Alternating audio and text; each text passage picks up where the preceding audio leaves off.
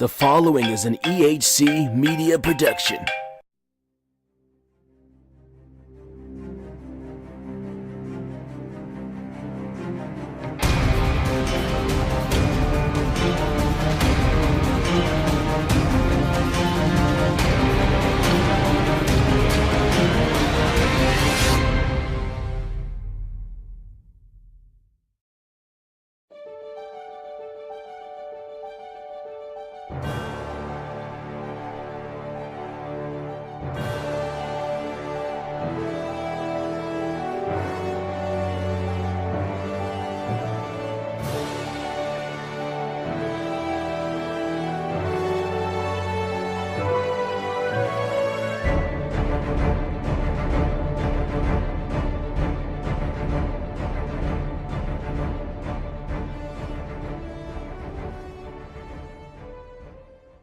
Yo, alright, get my face. It is March 23rd, 2018. WrestleMania is like 2 weeks away. And, as you know, I went to Elimination Chamber. That was amazing. But as far as I knew, I wasn't going to be able to make it to WrestleMania because of a lot of issues.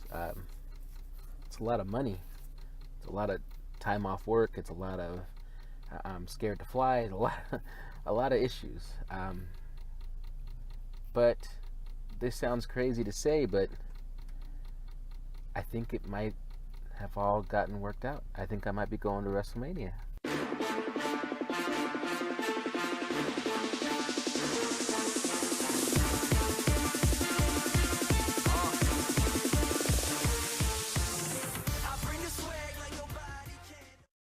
I got my fist in the air, screaming black power. I feel like Tookie Williams' last hour. We used to stand for something, but most niggas is cowards. Took rows to bars to sit down, so I'm pro-black like the pigs with the fist now. 80s track exists now. All these babies going crazy cause these ladies smoking daily now. So tell me, how you really gonna say the child when it's still running through our veins as a juvenile? If something's gonna change, you better do it now. Since this makes sense, we gonna start a movement now. Hello and welcome to RWT UK Episode 6. I am your host Ep6. I am fully qualified to host this show because I am British and so is the show that I'm talking about. And you can find the links to both of my channels in the description below, as well as a link to the RWT Facebook page where you can join and talk to both myself and all the other podcast hosts about, well, you know, wrestling. So go down in the description, check out my channel, subscribe if you like what I do, join the Facebook group, and let's talk some wrestling. Now, speaking of talking some wrestling, that's what I'm here for. So we're going to kick things off with NXT UK Episode 9. Which began with them promoting that Ligero versus Jordan Devlin would be the night's main event. I wrote down it should be the best Devlin match so far. I really can't get into Jordan Devlin, but I seem to be pretty much the only one. So I'm really trying to give it a fair shake and really trying to figure out what it is I'm missing. But I'm still not sure at this point. But we'll see how that develops over the course of the show. The first match of the night was Xia, I think is how her name is pronounced. Xia? It can't be Xia, that's weird. Xia Brookside, I think that's how they said it. Versus Rhea Ripley, who is my pick for the entire NXT UK Women's Championship tournament. This was a quarterfinal match. Ripley's music is awful. Just going to throw that out there. I like metal. I am a metalhead at heart. Like, I like an eclectic selection of music. But if someone, you know, put a gun to my head and said, what genre of music is your favourite? It's metal. However, this was a little bit Cradle of Filth for me. Not a fan. But we're here for the wrestling, not for the music. It's not a music podcast. So, Rhea Ripley picked up the win. It was a fairly standard... I say this an awful lot about NXT UK. It was a fairly standard, you know, big heel versus little face match. Or, you know, like, the storytelling at the moment in the matches is, for the most part, the same. Which, I know that's just the wrestling formula, but when you get the truly exceptional matches, like NXT TakeOver matches, you know, 5-star matches, you get something a little bit more than just a standard storytelling, and that's what I feel is missing. But the reason I feel it's missing isn't because the talent's not necessarily capable. It's because it's an hour-long show, and they're always insisting on having something like, usually it's about 4 matches, maybe 3, maybe 5 some weeks, I don't know, in that hour, as well as a couple of backstage segments and interviews and a video package or 2, and it's all just very rushed. Like, if they just had 4 matches back to back to back to back, including the entrances, they get 15 minutes each, which might mean they get 12 minutes of wrestling time, which is an okay amount of time to tell a decent story. But ideally, to tell a really good story, you want more than that. So I think that's really the issue, is they're trying to get us familiar with everyone. I get why they're doing it, but it's not giving us the best impression of any one star. Well, maybe with the exception of someone like Zach Gibson, who is coming across as a big star. You know, not a lot of the people that are getting a chance aren't getting their best chance. That's what I'm trying to get at. Anyway, Ripley, my pick for the whole thing. She won, and refused a handshake at the end. You know, like, oh no, not at the end. It was at the beginning. Sorry, my notes are a bit all over the place for this one. Right at the start of the match, Brookside offered a handshake, and I think Ripley just shoved her away by the face instead. So, yeah, I was okay with that. Zaya's another generic smiley babyface. There's a few too many of them on NXT UK. It's one of my main bugbears with Mark Andrews, is his character's not even slightly interesting. And I feel like she's kind of female Mark Andrews. She's smaller than most people in her division. She smiles. She seems to get a positive crowd response at the moment, but I think at the moment there's still the novelty of how new NXT UK is. I think the crowd are intentionally playing along. Like, it doesn't matter if it's cheesy, it doesn't matter if it's this or that, because people are just enjoying the fact that it's a thing.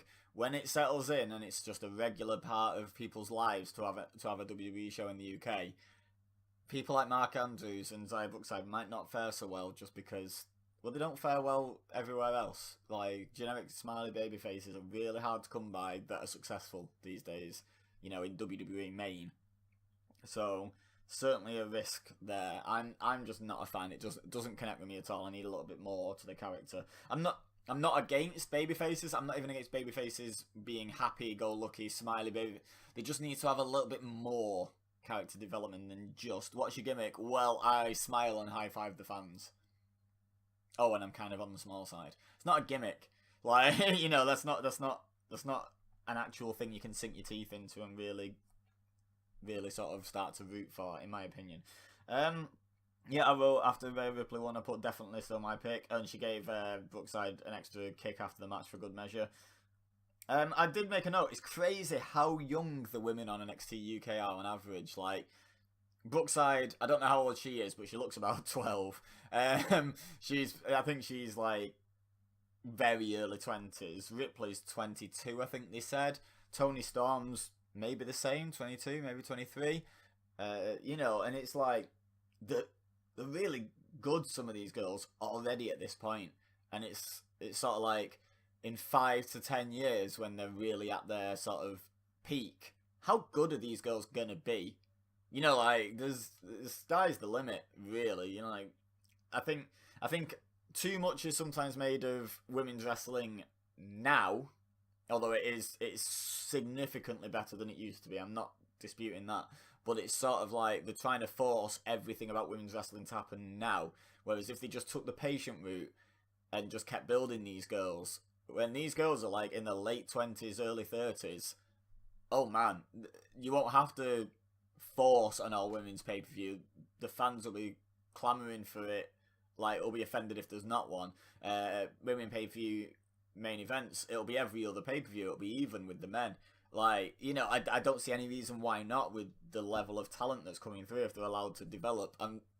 I'm just against the sort of forcing it down your throat mentality that WWE seem to have at the moment. But yeah, I made a note. Like I say, it's crazy how young they are and how good some of them are at this point as well.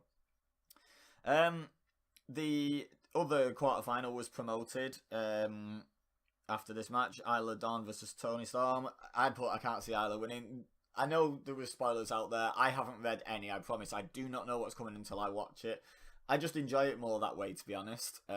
So anything I'm saying, don't take as a spoiler. You know, if I say, oh, I think this is going to happen. If I'm right, don't take it as a spoiler. It's not. It's just a good prediction. Like, I have been known to get some predictions right in the past on my own WWE channel. So, like, you know, don't think I'm spoiling anything if I happen to get something right. But honestly, going into this match, could anyone see Isla Dawn beating Tony Storm? Like, I'm not being funny. I'm picking Rhea Ripley to win the whole thing, not Tony Storm. I think Tony Storm winning the Mae Young Classic adds fuel to that for me, because are they really going to give her both of those accolades that back to back? That's starting to get into the territory where people start to be like, okay, yes, we get it. You want us to love her. We're going to turn on her. You know, the Charlotte Flair, the Roman Reigns territory. So I think that would be a bad decision. I don't think they'll do it. But could anyone really see Tony Storm going out first round? And no disrespect to Isla Dawn, but she's not in the same stratosphere as Tony Storm right at this moment. Like, she's just not. She's not the same level of star. I'm not saying she's not as good a wrestler. I haven't seen that much of Isla Dawn to really judge. Or Tony Storm for that matter, but you can just tell by star power alone, Tony Storm is higher up the totem pole than Isla Dawn. Anyway, before that came around, we had some other stuff to get through. So we had a backstage promo from James Drake and Zach Gibson explaining why Drake saved Gibson for all those, like myself, who weren't aware that these guys were a tag team on the UK indie scene. Apparently they'd been friends for 13 years, and it was just, you know, a friend helping a friend out. And then they sort of started to allude, I think they mentioned it, I think Zach Gibson actually mentioned it, and so did the commentary team afterwards, about the NXT UK tag titles. Has Zach Gibson just forgotten that he wants the NXT UK title? Like, has he just forgotten? He's like, oh yeah, my friend's here now, so I guess we'll go for the tag titles. It's like, no, they don't even exist yet, and they're beneath Zach Gibson. Like, he needs to be the guy who knocks off Pete Dunne. That needs to be his singular focus, and James Drake needs to just basically be there for heat at the moment for him. I don't know anything about James Drake. I don't know what his potential is. I don't know what level he's at on the UK indie scene or anything, but at the moment the show needs to be built around Zach Gibson eventually beating Pete Dunne for the NXT UK title. And it could be being done, but the fact that they're even mentioning the tag titles is off-putting to me. They're probably a great tag team, but Zach Gibson is one of the few on this show that really has come off as a massive star in the making, to me personally. So I'm not a fan of if they are going the tag team title route, unless it's to set up some sort of clash with Mustache Mountain, who are obviously friends with Pete Dunne, and he's going to get to him that way. I don't know. Speaking of Mustache Mountain, we had a recap of the Coffees and Wolfgang attacking Mustache Mountain after their match. I think it was last week. And then we had exclusive footage of, well, unless you actually look on the website, which, let's be real, who does, of a backstage beatdown in which they attacked Trent's knee. Now, I'm not sure, is Trent needing a bit of time out, or is this just storyline? Is it storyline to enhance, you know, a real absence kind of thing? I don't know, but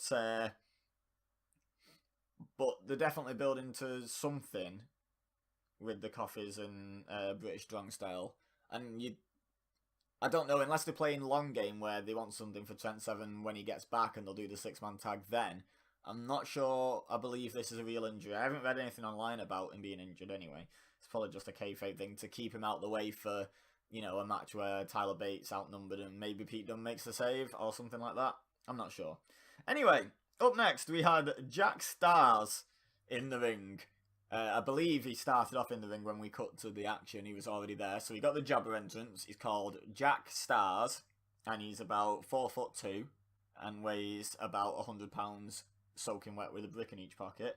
So I wrote, definitely winning this next match. And this was before I found out who his opponent was. I already wrote down, defo winning. Absolutely. Put all my money on Jack Stars. Like, come on, let's make it a little bit less obvious when someone's a jobber.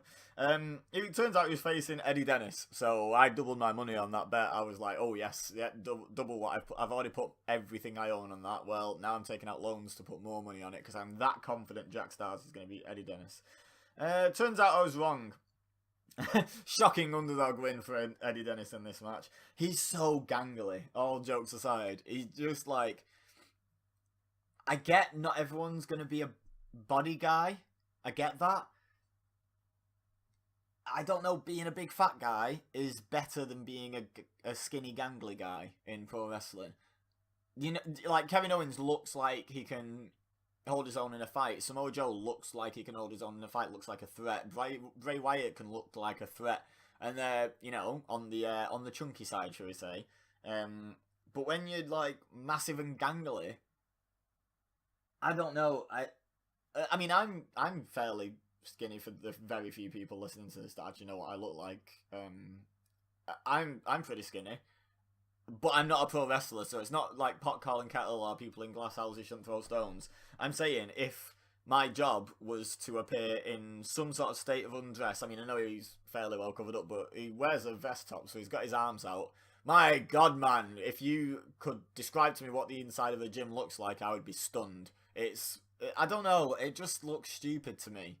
It's like, you know, WWE approach you and say, yeah, we want you on our NXT UK brand. Oh, by the way, it's been delayed by like 18 months. And this guy hasn't been in the gym and getting jacked, which some guys are deceptive. Like, I just saw a picture of Pete Dunne that he'd put on his Instagram story, I think it was. I saw it on Facebook. Someone had shared it. Of him holding his kid and his new baby. And one thing I noticed was, man, Pete Dunne is jacked. He might not look huge when he's up in there with loads of other wrestlers, but when you see him in just like a normal person context, he's quite a big fella. You know, like he clearly does 1 or 2 push-ups a day. Eddie Dennis has never done a push-up in his life, and he needs to start, because your ceiling, no matter how tall you are and how vicious your fighting style is, and your ceiling in WWE is lowered when you don't have any biceps. I'm sorry, it just is. I don't really care about the debate of whether that's right or wrong. It's just a fact. And even with Triple H greatly improving, and okay, you don't have to be 6'8" and 300 pounds now, but look at the Triple H guys. I mean, Kevin Owens is a kind of fat guy, but he looks like he can hold his own in the fight, and he's probably the exception. But Finn Balor, ripped. Seth Rollins, ripped. Like, they might not be the hugest men ever, but they clearly spend their time in the gym. Triple H is still a bodybuilding guy at the end of the day. You know, he knows people look for more than that, but the guys that he really pushed in NXT, you know, to give them as good a chance as possible. Bobby Roode, great shape. Do you know what I mean? Like, there's so many guys that got to the top of NXT, and most of them are in pretty damn good shape. Not all, I'm not saying all, but my God, it improves your chances. I just don't get, if you're trying to pursue a career as a pro wrestler, why you wouldn't hit the gym. Like, I get not everyone's going to look like John Cena, but why would you not at least put some effort into it? I don't know. I don't get it. Anyway, rant over. He picked up the win. Shock. Up next, in the already third match of the night. Yeah, there was 5 matches on this show in an hour, plus backstage stuff and what have you. Which goes back to what I said at the start, my complaint. But the third match, Mark Andrews versus Wild Boar. I love me some Wild Boar. He didn't wear his mask, though. Unless, I looked away very briefly when his entrance started. Well, I looked away for quite a while while Mark Andrews' entrance was on, because just, it doesn't interest me. And when I look back, Wild Boar was kind of making his way down the ramp, so unless he came out with his mask on and took it off at the very top of the ramp, and I missed that, he didn't have his mask on, which I was disappointed. I don't know. It's cheesy. It's dumb. But it's so entertaining to see daft gimmicks like that I can't hate on them. Like, I love that a guy wears what looks like a boar's skull, you know, jaw section, as a mask to come down to the ring in a spiky jacket. I love that. It's just great. It's just like, you don't see it anymore. Everyone's just, you know, bloke in trunks or tights, you know, that wears different colours and has his hair different. Like, that's what separates wrestlers these days, what coloured tights they wear. So I like when someone stands out, even if it's for potentially bad, cheesy, stupid reasons. But yeah, Mark Andrews beat Wild Boar, shockingly. There was a spot in the match where he did like that thing where they run to the corner and they kind of lift themselves over the turnbuckle and land on the apron, then jump up and do a moonsault off the second turnbuckle. It's hard to describe, but if you watch the match, you know what spot I'm talking about. It looked like he just planted both his knees straight in Wild Boar's head. And by the way, I've forgotten Wild Boar's real name. I didn't write it down. It's not as interesting as Wild Boar. So he's being Wild Boar. Yeah, and it looked like he hit him pretty hard with like knees to their head with that moonsault. But you know, these guys are tough, so whatever. The finish came with a shooting star press that he barely hit. The commentators acknowledged that he barely hit it, and I feel like I know you're kind of given a task to complete and a way to do it, but if my finisher was a shooting star press and I barely got my chin to make contact with like the side of someone on a shooting star press, which is near enough what we got on this one, I would just quickly say kick out, and they'd be like, what, kick out, and I pin him and they kick out a two, and then I'd drag him a bit closer and hit a clean one, you know, because that's perfectly believable. If you don't get all of your finisher, then someone should be able to kick out of it. Like, the whole point of a finisher is it's a move you hit better than anyone else can and put people away with it when other people couldn't. Loads of people do super kicks.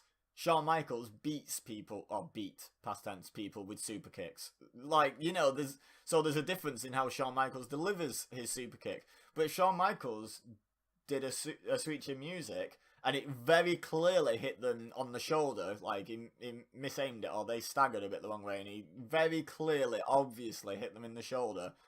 I would hope someone of Shawn Michaels' caliber would have the wherewithal to say kick out, and then he'd tune up the band again and kick the head off properly and pin him. Like, I don't know if that's me reading too much into it, but he barely hit him, and he doesn't weigh a lot to start with, so like he needs to hit with all of him to make a shooting star press impactful.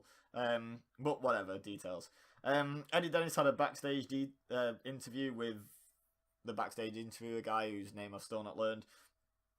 He's inadvertently funny, Eddie Dennis. I don't think he's meant to be funny, or maybe he is going to end up being a bit of a comedic character, like a comedic, sadistic character of some weird. I think he's meant to be taken seriously.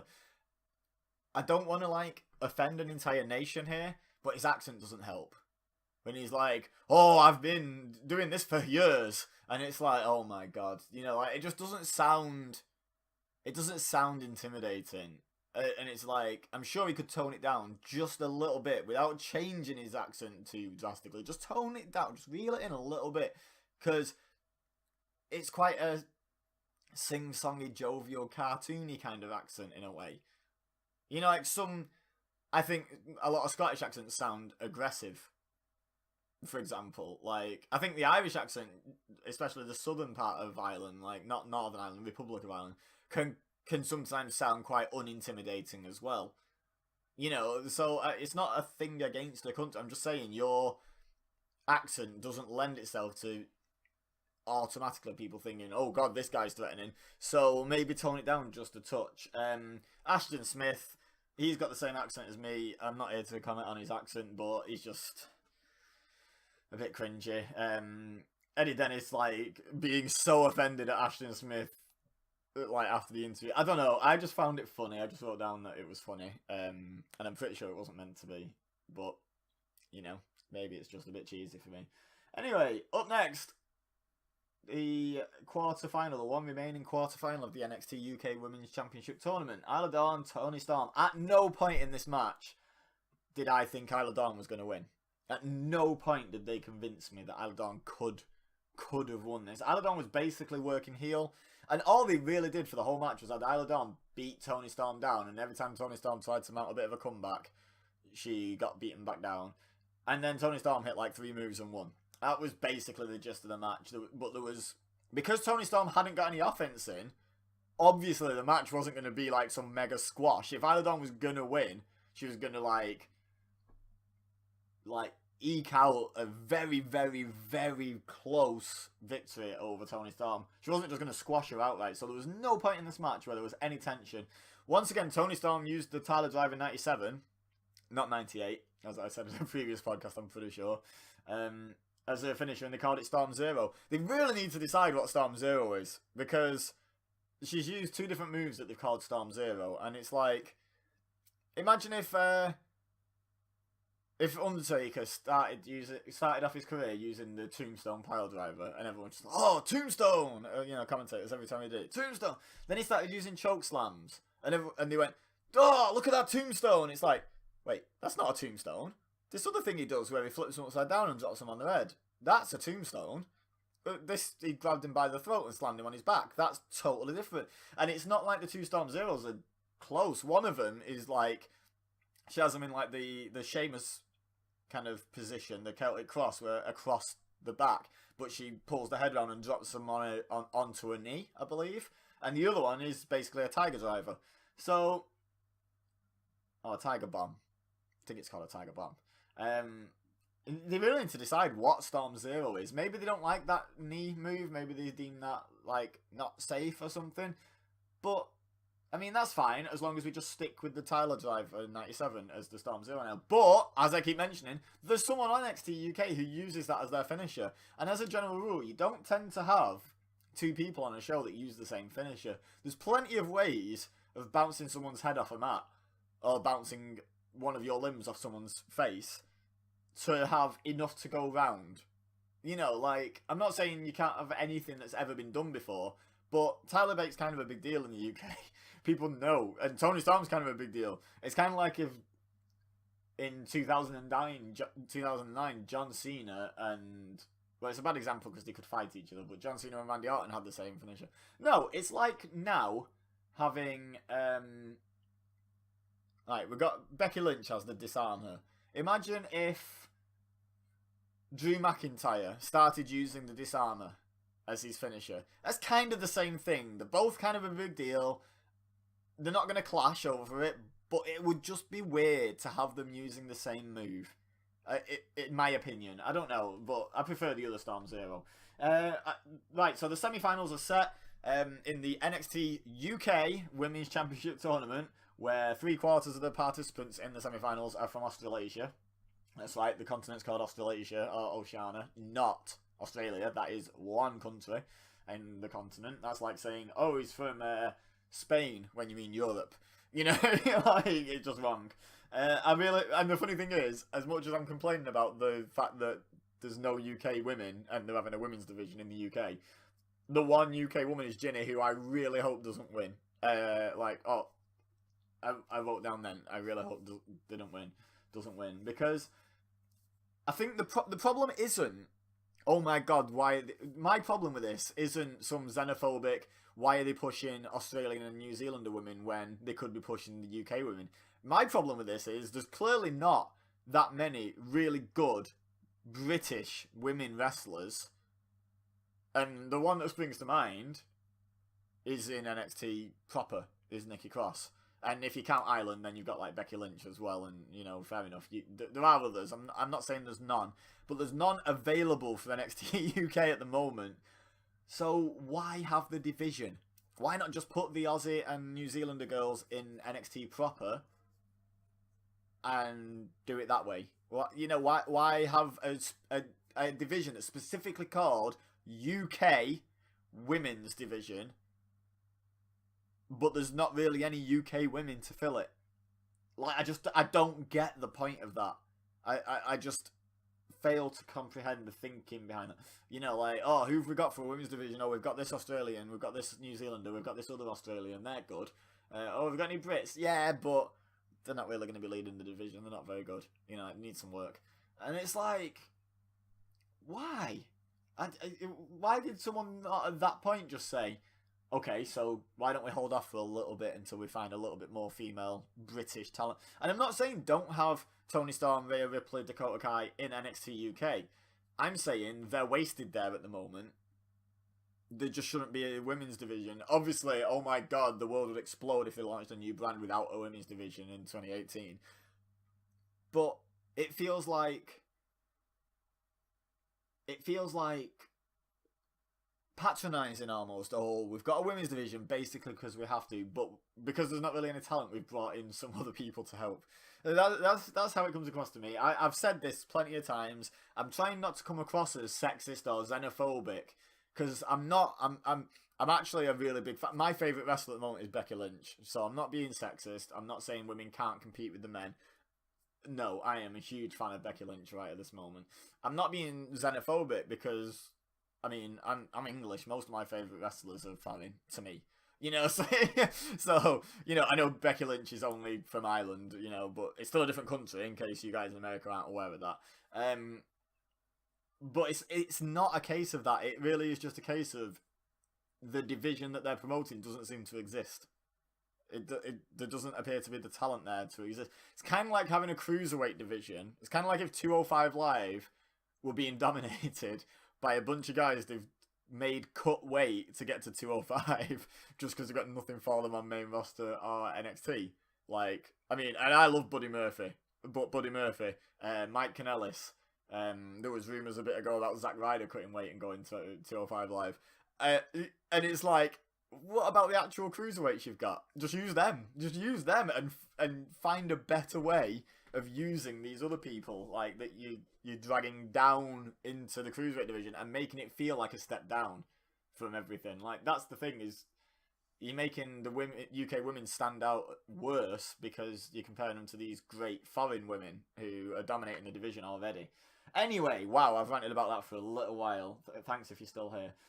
My money is on a Rhea Ripley versus Toni Storm All Australia final. With all that said, that's what I wrote down as I was watching NXT UK episode 6. 6? This is RWT episode 6. NXT UK episode 9. Anyway, the semis are next week, which meant I knew I was going to get to watch the semis before I made a video about it. But I write the notes live, and then I kind of read them out as if I still don't know, as if I'm watching the show right now and just talking to you about it. Which would be a fun way to do things, but it'd make every episode 2 hours long, and there'd be a lot of dead space where I'm just actually watching and trying to take stuff in. So I prefer doing it as a review, but try and think of it that way, where I'm sort of no-selling the fact that I already know what happens on the next episode because I've already watched it before recording this. Like, and at this point, it was like the semis next week, and I was like, oh, right, so I'm going to know already. But I was kind of looking forward to them. And also, they announced that it was Mastiff versus T-Bone. Dave Mastiff and Tyson T-Bone next week. Which, I've got to say, I was hoping they were going to build it for a lot longer. But I did also say in the last episode, that's the one thing that convinced me to keep watching. So I was looking forward to it. It's a big show, NXT UK episode 10, actually. I actually wrote that. This is going to be a big show. Like, 2 semi-finals in the tournament. The Mastiff versus T-Bone match should be a lot of fun. I don't think there was anything else pre-announced for it, but I felt that on its own made it a big show. Anyway, on to NXT UK episode 9's main event. Ligero versus Squed Balor. The first thing I wrote down in this match was when Jordan Devlin did that, like, I think he grabbed Ligero by the leg and dragged him in, caught him, and then did a back suplex. It was a pretty cool move. Like, don't get me wrong, he's got a few cool moves. Jordan Devlin. He's not all bad, I just don't get the overall hype for him. But when Ligero kicked out, Nigel McGuinness's reaction is like, what? What? It reminded me of, I think there's a bit in one of the Minions movies, or Despicable Me, where one of the Minions is like, what? I can't believe what's going on. I know that's not a good Minion. I just had to put on a voice. And it reminded me, it was proper cracked me up. I was like, it doesn't even his finisher. Like, I get building the drama and being like, he's got it, oh, he kicks out. I get that's their job, but he sounded genuinely stunned that Ligero had kicked out of what was basically a belly to back suplex. Delivered by someone whose finisher is not a belly to back suplex, I hasten to add. It just really tickled me. Anyway, Devlin won. It was definitely Devlin's best match that I've seen. But I wrote, he just doesn't captivate me. He's got some cool moves, but I find myself drifting from his matches and glancing at my phone and doing all this stuff when I'm trying to... I know I'm trying to watch this and take notes to... It's weird. I don't know what the block is, what the disconnect is for me. but he does not capture me. I think it's just that all I see is like a dollar store Finn Balor where they've done something horrible to his head and made it square. Like, that's all I really see when I look at him. And I know it's probably not fair to him, but I think that's what the disconnect is how... I don't know how... I just don't see anything amazing in him. But he called out Pete Dunne after the match, which I guess that might be about to happen. I mean, unless that was just him talking smack, there's... I imagine they told him to do that, and that's kind of the plan. I hope it's just part of the plan to keep building Pete Dunne for that eventual collision with Zach Gibson. But they seem pretty high on Jordan Devlin. They're giving him some time. They're letting him talk. They're doing what they're doing with Zach Gibson. But I feel to a slightly lesser degree. I feel like Zach Gibson is slightly being built up more than Jordan Devlin. But I might be wrong. And if Devlin beats Pete Dunne, I'm really not going to be happy because I just don't see it. It's honestly, I just don't see. He's not Pete Dunne level. Zach Gibson's getting there, in my opinion. Like, I'm not saying he's the same in-ring worker. If you're not taking the title off Pete Dunne until there's an equal in-ring worker to him, he's gonna die with that belt. Like, he's gonna die of old age with that belt still. So it's not the be-all end-all that. But in terms of star quality and overness and the whole package, Zach Gibson is the closest, in my opinion, especially on the heel side of the spectrum. So I hope Dunne retains, but who knows? They've done much worse things. So so we'll find out, I guess, whenever that match is going to happen. I think it was announced on NXT UK Episode 10, but I can't remember off the top of my head, so we'll get there when we get there. And speaking of when we get there, wow, that's been a long recap. Quite often, since I've been doing multiple ones, it's been under 20 minutes for a single episode. But we're now going to have a short break and a word from our sponsors, if Emir bothers to add it in. And then we'll be back with NXT UK Episode 10. EWA. Do you play WWE 2K18 on the PS4? Would you like to play against other like-minded players in a very unique online league that's unique because we are more committed to storylines than just a straight-up competitive league.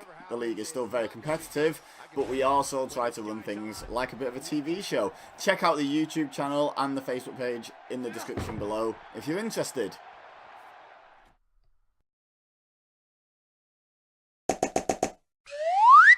Hi everyone, Ibeza here, and just want to let you know about my 2 YouTube channels that you might like. First, I have a WWE related channel. I play WWE games, I talk about WWE, the real product and all that sort of stuff. And the other channel, I just play a wider variety of games. The links are in the description of this video, so please head on over and check me out. Thanks very much.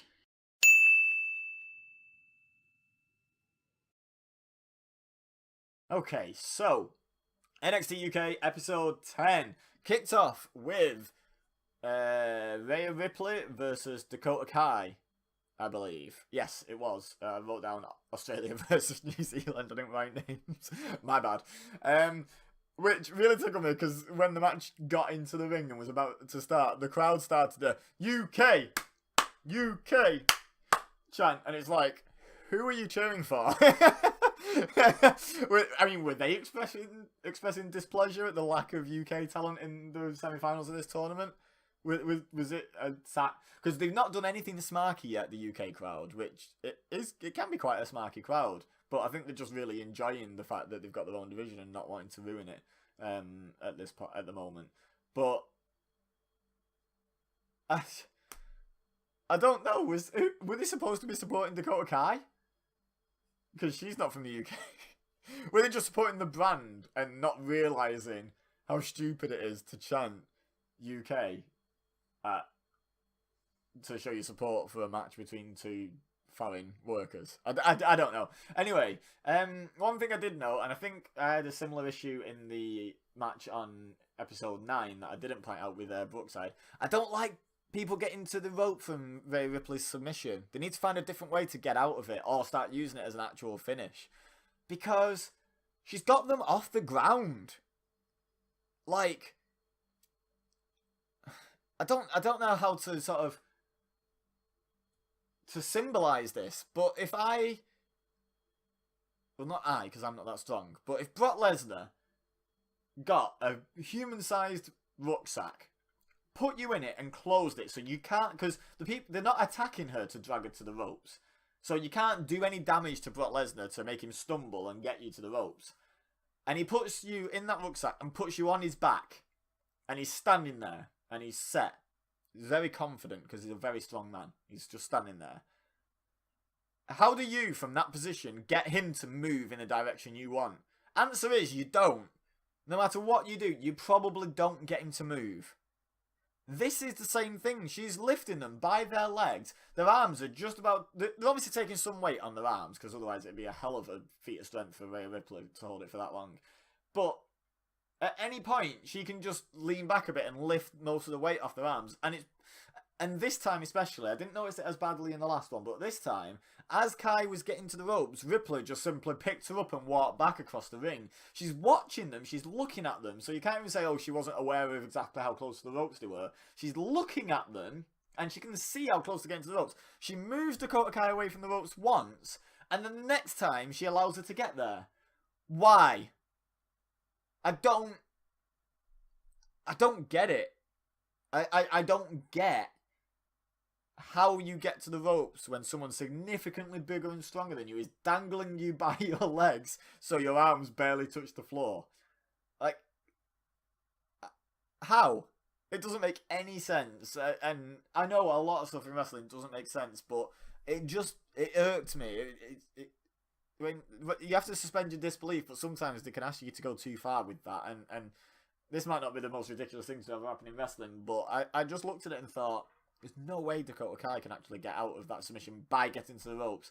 She could do some weird... She could tuck under and grab Ripley's knee and make her fall, or, you know, some creative sort of counter like that, and I'd be okay with it. I'd be okay with it, even if it didn't look like it'd necessarily work in a real fight. Let's be honest, neither would Ripley's submission. So, I'd be okay with it. I just don't like them getting to the ropes. Anyway, Ripley ended up winning. My pick is still in it to win it. And that result pretty much all but confirmed that Toni Storm was going to beat Ginny in the other semi-final. Because you can do heel versus heel. I don't think you can do Rhea Ripley versus Ginny heel versus heel. I don't think Ginny's capable of working that for a start. I just don't have that high an opinion on Ginny. And I don't think either of them can transition into the babyface role just for the majority of the match of taking the beat down. You know, like, some heels are quite likable in a way. If you did, I'm trying to think of an example, main roster wise. If Daniel Bryan, Brock Lesnar, they were both heels, but Daniel Bryan was capable of taking the heat in that match and essentially playing the babyface without getting the crowd on side with him, without being likable, but he was still able to... I can't believe it took me so long to come up with that example that literally just happened. That heel versus heel dynamic worked. Yeah? Ripley versus Ginny would not, and I'm hoping you can all see that. It just wouldn't. So it kind of made the other semi-final very predictable. A Dakota Kai win here would have made it a lot more questionable because they've already done Dakota Kai versus Toni Storm. Babyface versus babyface works a lot better than heel versus heel.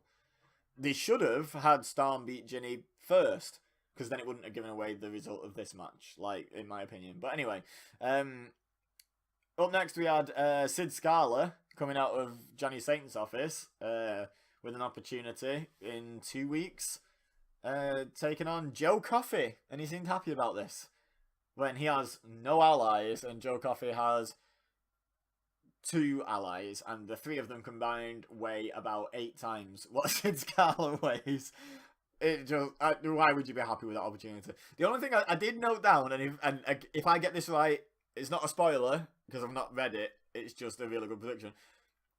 Could British Strong Style, maybe Tyler Bate and Pete Dunne, if they are writing Trent Seven out for a couple of weeks, could they help Sid Scala pick up a win here to advance that feud?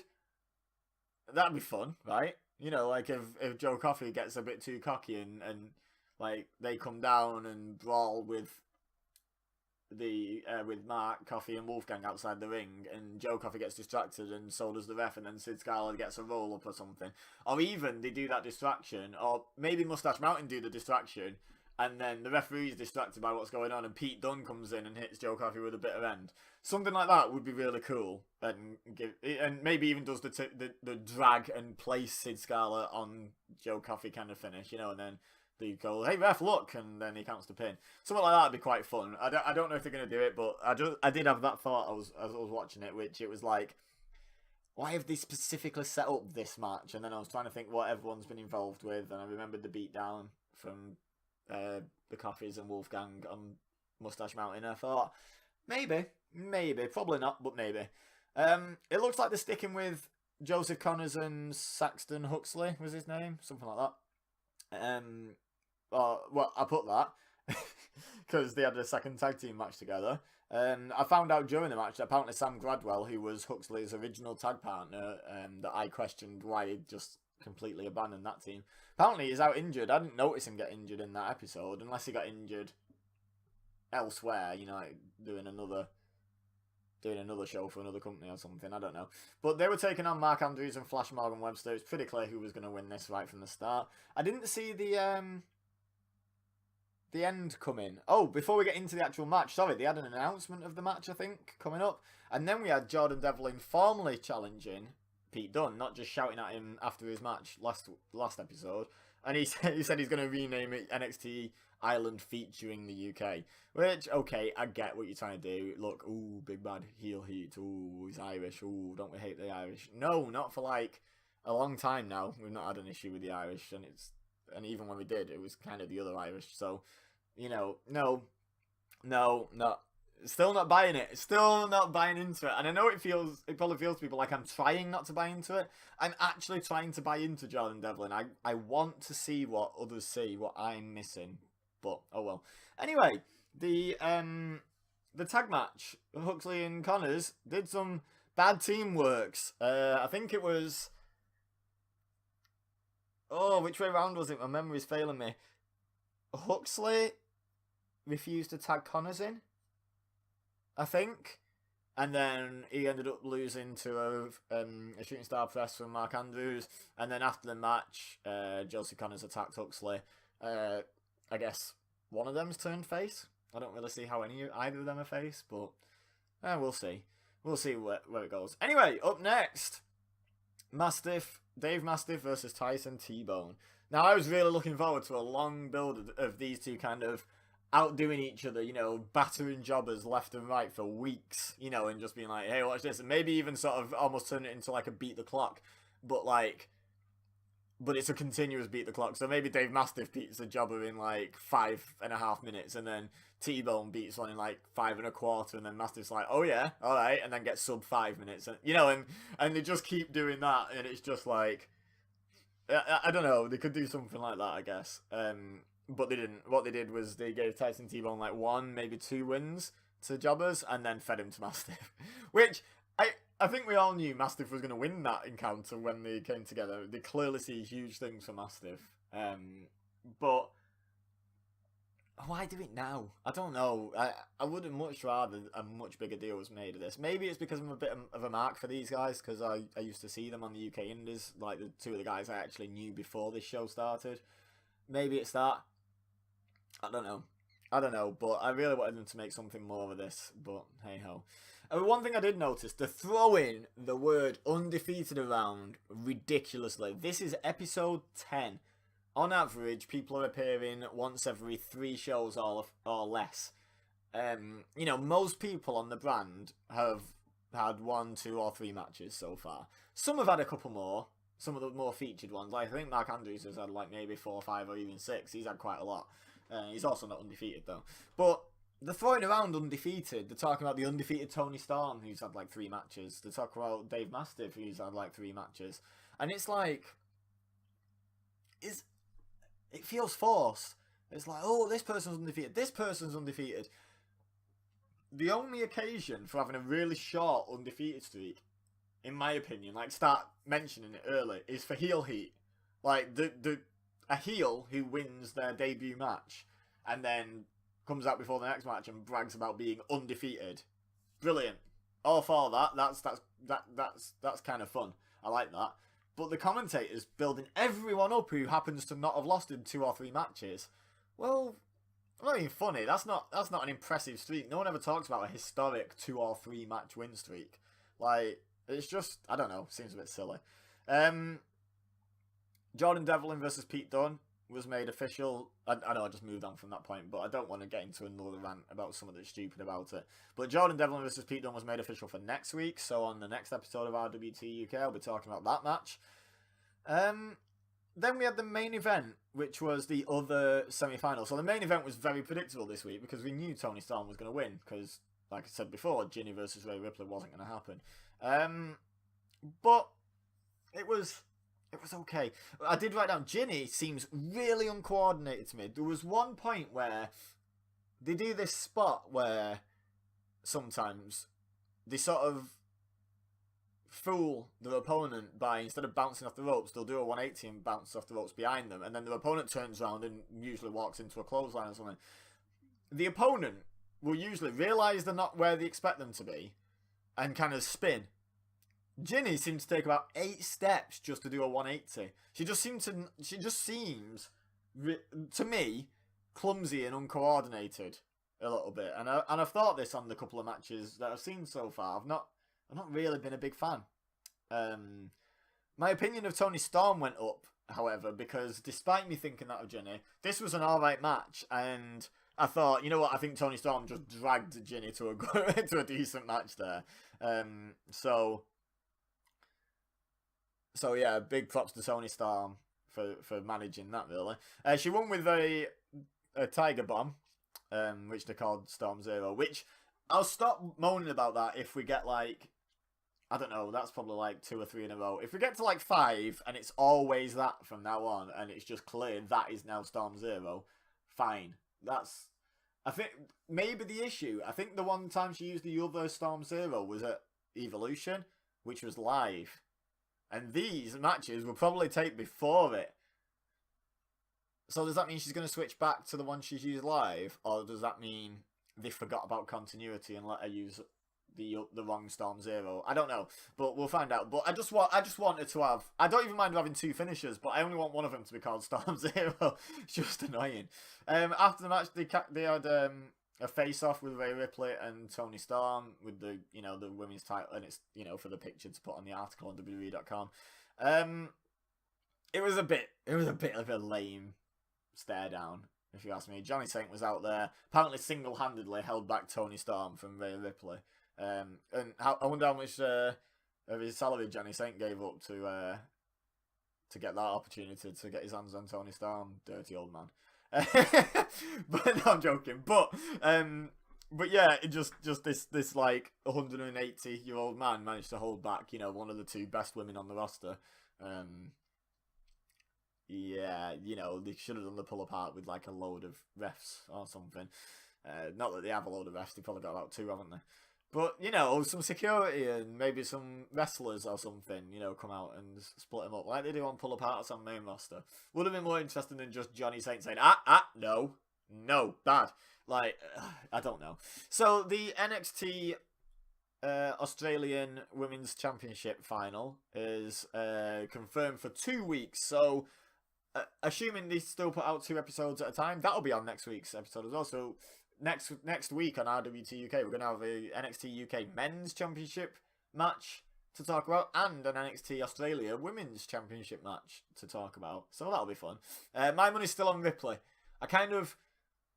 If you'd have asked me at the start, I should have done it right at the start. I would have picked a Ripley Storm final, I think. I would have got a lot of this tournament. I'm not sure I would have put, although she had video packages, so Ginny obviously had to win a match. I'm not sure I would have put Ginny in the semi-finals. I certainly wouldn't if I was booking it. But in terms of predictions, I'm not sure I would have got that. But I reckon I'd have got the other 3 semi-finalists right. It was a reasonably predictable tournament, and I think Ripley's going to win the final. Let me know what you think in the comment section down below. Leave a like if you enjoyed this video. It really helps, obviously, this series, but it also helps the podcast network, the RWT family, if you like, as a whole, because it draws attention to the channel. Subscribe if you're new here. That also, obviously, it doesn't just help me, it helps all the other guys hosting shows as well. And share with your friends who think they would enjoy. Don't forget to check out the description, check out both my channels, go and join the Facebook group, have conversations with us about wrestling, and we will have lots of fun. But for now, all I have left to say is thank you very much for listening. As always, I've been Ibeza, you've been amazing, and I will see you next week.